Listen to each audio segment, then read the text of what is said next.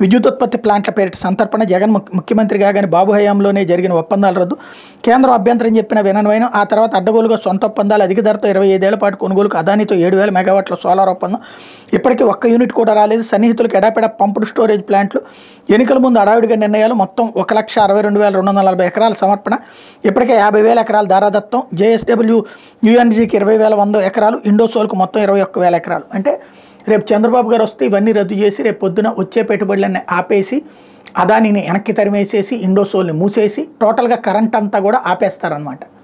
ఎందుకంటే ఇవన్నీ తప్పుడు అన్నటువంటి కోణం. పరిశ్రమలు చంద్రబాబు గారు ఇచ్చినటువంటి పూర్తి కాకపోబట్టినగా తర్వాత జగన్ వచ్చి రద్దు చేసింది. అదే ఇప్పుడు జగన్ చేశాడు. చంద్రబాబు వచ్చి రద్దు చేస్తారంటే అప్పుడు చంద్రబాబు కూడా ప్రతీకారం చేస్తున్నట్టే కదా, జగన్ ప్రతీకారం అని చెప్పేది. ఇంకోటి అదాని అనేటువంటి వాడు పెడతానికి ముందుకు వచ్చాక వెనక్కిపోయినటువంటి సందర్భం లేదు. అది ఇక్కడ ముఖ్యమైనటువంటి అంశం. కాకపోతే బడా సంస్థలు పెడుతున్నా తప్పే అనమాట. లేకపోతే సీఎం అయితే అరెస్ట్ చేయొద్దా